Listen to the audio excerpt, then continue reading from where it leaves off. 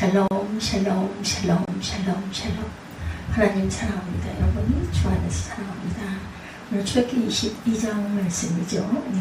거룩한 사람이 되어야 할 것입니다.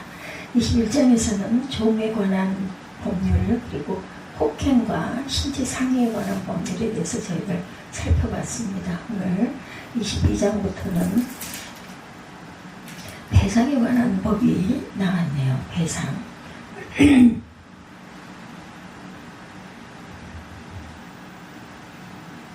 1절에서 4절은 도둑질 배상 율례죠. 사람이 소나 양을 도둑질하거나 잡거나 팔면 그는 소 한 마리, 소 5마리로 갚고 양 한 마리, 양 4마리로 갚아라.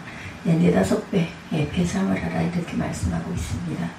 해돋는 후에는 피 흘린 죄가 있으리라. 도둑은 반드시 배상할 것이나 배상할 것이 없으면 몸을 팔아 그 도둑질한 것을 배상할 것이요. 도둑질한 것이 살아 그의 손에 있으면 소나 나귀나 양을 막론하고 갑절을 배상할지니라. 사람이 밭에서나 포도원에서 짐승을 먹이다가 자기의 짐승을 놓아 남의 밭에서 먹게 하면 자기 밭에 가장 좋은 곳과 자기 포도원에 가장 좋은 곳으로 배상할지니라. 불이 나서 가시나무에 댕겨 낯가리나 거두지 못한 곡식이나 밭을 태우면 불러온 자가 반드시 배상할지니라. 사람이 돈이나 물품을 이웃에게 맡겨 지키게 하였다가 그 이웃집에서 도둑을 맞았는데 그 도둑이 잡히면 갑절을 배상할 것이요. 도둑이 잡히지 아니하면 그 집 주인이 재판장 앞에 가서 자기가 그 이웃에게 물품에 손댄 여부의 조사를 받을 것이며 어떤 이런 물건 즉 소나 나귀나 양이나 의복이나 또는 다른 이런 물건에 대하여 어떤 사람이 이르기를 이것이 그것이라 하면 양편이 재판장 앞에 나아갈 것이요. 재판장에 죄 있다고 하는 자가 그 상대편에게 갑절을 배상할지니라. 9절까지 내용입니다. 10절에서는 사람이 나귀나 소나 양이나 다른 짐승을 이웃에게 맡겨 지키게 하였다가 죽거나 상하거나 끌려가도 본 사람이 없으면 두 사람 사이에 맡은 자가 이웃의 것에 손을 대지 아니하였다고 이렇게 맹세할 것이요. 그 임자는 그대로 믿을 것이며 그 사람은 배상하지 않으려니와 만일 자기에게서 도둑 맞았다면 그 임자에게 배상할 것이며 찢겼으면 그것으로 가져다 증언할 것이요. 찢긴 것에 대하여 배상하지 아니할지니라. 만일 이웃에게 빌려온 것이 그 임자가 함께 있지 아니할 때 상하거나 죽으면 반드시 배상하려니와 임자가 그것과 함께 있었으면 배상하지 아니할지라. 만일 세낸 것이면 세로 속하니라.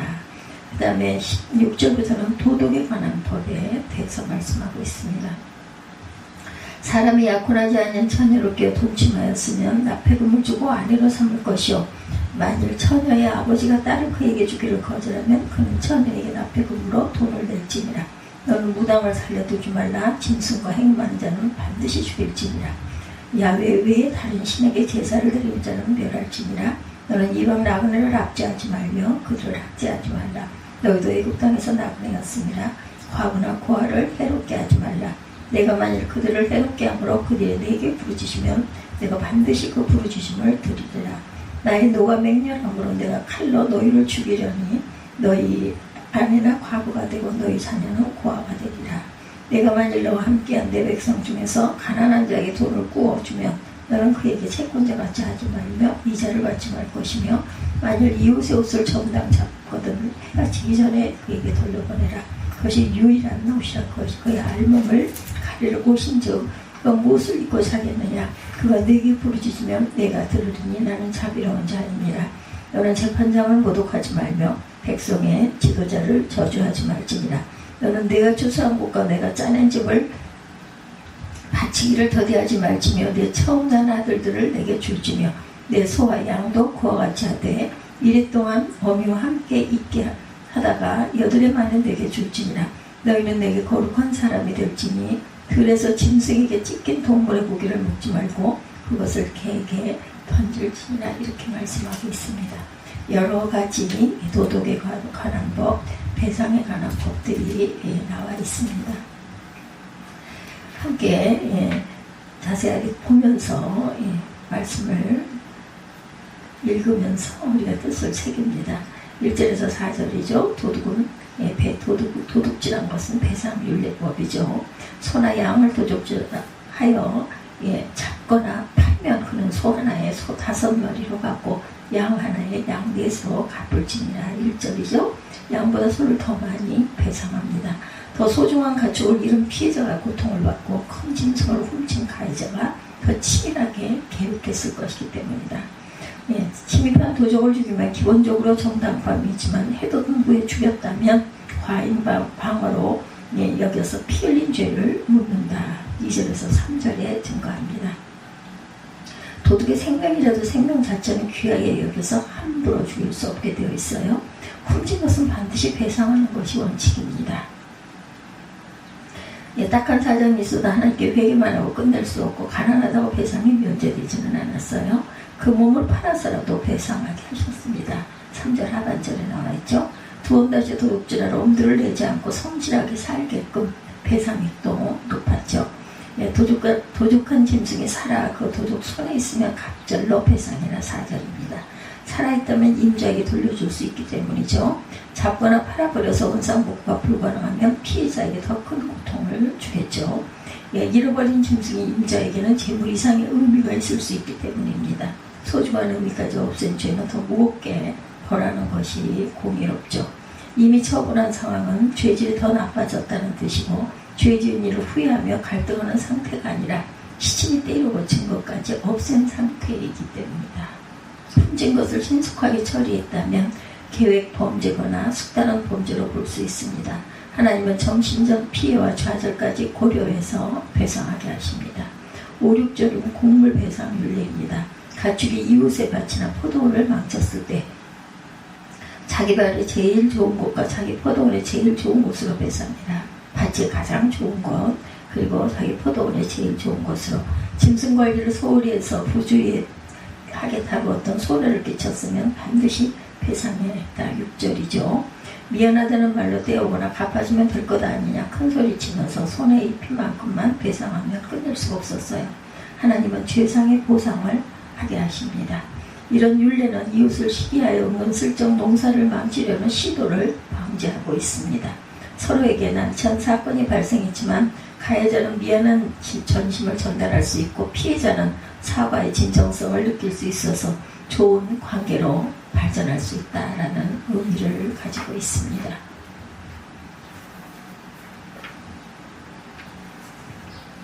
7절에서 15절은 위탁물 배상 율례가 나와 있죠. 위탁물 배상 율례. 돈이나 물품을 서로에게 맡겨서 지키게 했다가 도난당했을 때 맡은 자는 잡힌 도적에게 배상을 받을 수 있는데 그도 원래 임자에게 갑절을 배상해야 합니다. 관리 소홀로 임자에게 정신적 피해를 주었던 일을 배상하는 것이죠. 도둑이 잡히지 않으면 함께 재판장 앞에 나가 맡은 자가 물품에 손댄 여부를 조사받게 합니다. 8절에 맡긴 임자도 의혹을 풀어야 하고 맡은 자도 혐의를 벗어야 신뢰를 회복할 수 있기 때문이다. 조사 중에 이것이 내가 잃어버린 것이라는 맡긴 자의 주장과 그것은 원래 내 것이라는 맡은 자의 반박이 또한 있을 수도 있습니다. 그러면 재판장이 조사해서 죄 있는 측이 상대방에게 갑절을 배상하게 하는 그런 제도를 나타내고 있습니다. 재판장이 조사해서 죄 있는 측이 상대편에게 갑절을 배상하게 한다. 또한 무고죄가 있어요. 죄 없는 일을 거짓으로 꾸며서 고소한 죄에 해당하는 형벌을 또한 받죠. 낙이나 소나 양이나 다른 짐승을 맡겨 지키게 했다가 죽거나 다치거나 없어졌는데 증인이 없는 상황이면 맡은 자가 이웃의 것에 손을 대지 아니하였다라고 맹세하게 합니다. 11절에 야훼를 맹세하는 일은 다툼을 끝내는 최후 확정이어서 맡긴 임자는 맹세대로 믿어야 했습니다. 히브리서 6장 16절에 증거합니다. 도난당한 상황이면 맡은 자가 관리 소홀을 책임을 지고 임자에게 배상해라. 12절이죠.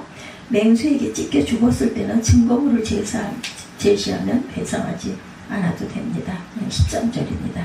증거물을 얻기 위해서는 때로 맹수를 대항하거나 추격해야 했지만 맡은 자는 끝까지 직무에 충성했다는 증거를 보여야 합니다.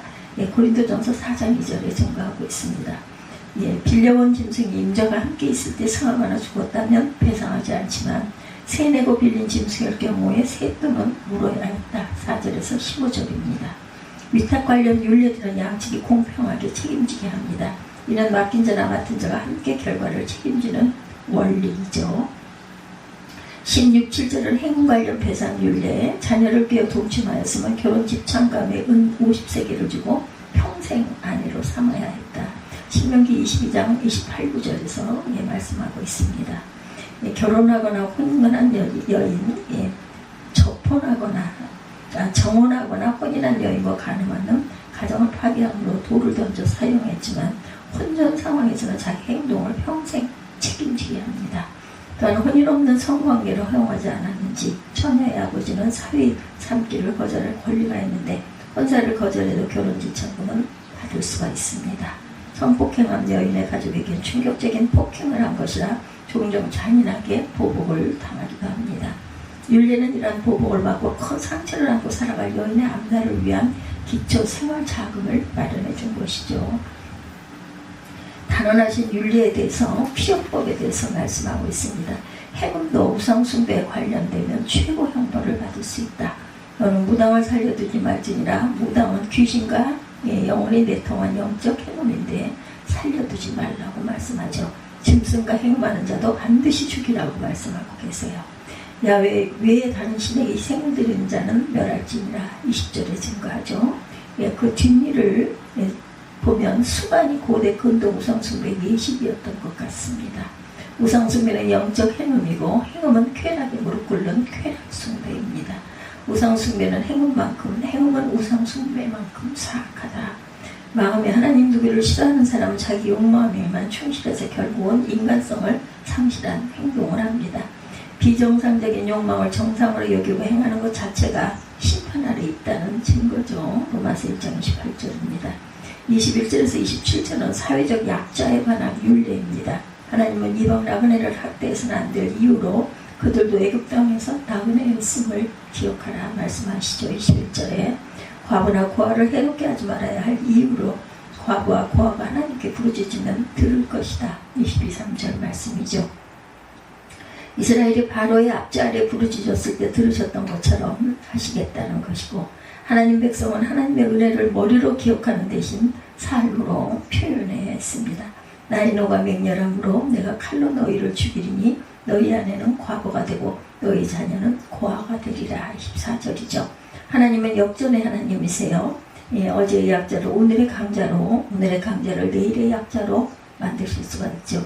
내가 잘나서 오늘 강자의 자리에 있는 것이 아니라 하나님 백성은 언제나 약자에게 자비로우셨던 하나님의 은혜를 알고 그분의 성품을 드러내는 삶을 살아야 합니다.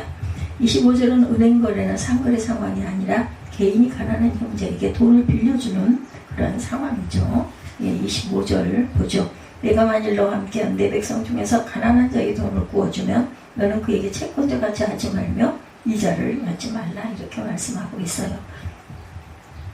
이런 때 채권자처럼 절대로 굴지 말아라. 하나님의 가족이라는 정신을 반영해 이윤을 남기려 하지 말라. 또한 심지어 겉옷을 담보사 받더라도 해지기 전에는 꼭 돌려줘라. 25절이죠. 가난한 자의 겉옷은 밤의 추위를 막는 이불이다라는 것입니다. 거래의 안전을 확보하거나 손해보지 않으려는 마음으로 형제를 가혹하게 대하지 말아라. 27절이죠. 그가 내게 부르짖으면 내가 들으리니 나는 자비의 자임이니라 말씀합니다. 세상은 가질수록 없는 자를 이용해서 돈벌이를 극대화하는 경향들이 있죠. 그러나 하나님 백성은 더 가질수록 이윤보다 자비를 실천하는 형제가 되어야 한다. 율례를 주시는 중에 하나님께서는 딱 한 번 자신이 어떤 분인지 직접 계시하셨어요. 자비한 자라. 하나님은 혹독하게 복종을 요구하는 분이 아니시다. 하나님은 공의로우시지만 자비로우신 분입니다. 공의로운 율법 속에 자신의 자비의 정신을 담으셨어요. 그렇다면 모든 율례 속에 자비하신 하나님을 발견하는 해석이라야 바르게 해석이 됩니다. 자비의 정신을 잃어버린 채 율례를 문자적으로 지키려는 태도는 하나님의 마음을 전혀 모르고 있음을 드러냅니다. 28절에서 31절 사회적 강자 혹은 위에 있는 권세자에 관한 율례입니다. 나는 재판장 어떤 사원에는 하나님이라고 말씀하고 있죠. 재판장을 욕하지 말며 백성의 유사를 저주하지 말지니라. 28절에 이렇게 말하죠. 하나님이 세우신 지도자의 권세를 하찮게 여기지 않도록 가르친 율례입니다. 28절 잠깐 함께 보죠. 너는 재판장을 모독하지 말며 백성의 지도자를 저주하지 말지니라. 너는 내가 추수한 곳과 내가 짜낸 집을 바치기를 더디하지 말지며 내 처음 난 아들들을 내게 줄지며 내 소와 양도 그와 같이 하되 이래 동안 어미와 함께 있게 하다가 여드레 만에 내게 줄지라. 너희는 내게 거룩한 사람이 될지니 들에서 짐승에게 찢긴 동물의 고기를 먹지 말고 그것은 개에게 넘기라. 이렇게 말씀하시죠. 처음 난 그런 아들들을 성별할 때 구속의 은혜를 기억하고 감사하는 표현을 하라고 말씀합니다. 29절 후반절에 소와 양을 드릴 때 7일 동안 어미와 함께 있게 하다가 8일 만에 드리게 하신 까닭도 자비심을 가지라는 것보다는 최상의 상태일 때 드리라는 의미로 보는 것이 문맥상 옳습니다. 하나님께 드릴 때는 인색함으로나 억지로 하지 말고 자원해서 최상의 것을 구별해서 너의 마음을 드려야 한다. 고린도후서 9장 7절입니다. 너희는 내가 거룩한 사람이 될지라. 31절 전반절에 있죠. 이 말씀은 율례를 주신 근본 목적을 담고 있습니다. 들에서 짐승에게 찢긴 것의 고기를 먹지 말고 개에게 주라고 31절에 말씀하죠. 이 율례의 근본 목적은 식욕조차 거룩한 사람답게 구별되도록 하라는데 하나님이 이렇게 거룩한 백성으로 삼으시려고 그들을 구속하셨어요. 거룩해지는 것은 사람의 노력으로 되지 않습니다. 오직 하나님의 은혜로 거룩해집니다. 우리는 하나님의 은혜로 이미 성도라고 불리죠. 거룩한 물이죠. 성도라는 뜻은. 그러나 율례 속에 담긴 하나님의 숭고한 뜻을 깨닫고 그 말씀 앞에 늘 회개하고 공의로운 동시에 자비로우신 하나님의 성품을 삶에 반영함으로 계속해서 하나님께 거룩한 사람이 되어야 할 것이다. 성령께서 율례와 더불어 역사하셔서 우리도 좀 더 그렇게 살아 내게 인도하시기를 바라는 저와 여러분들이 되시기를 주님의 이름으로 축복합니다. 오늘 22장 전체 우리 살펴봤어요. 배상에 관한 법, 도덕에 관한 법들이 나와 있습니다. 기도하시겠습니다.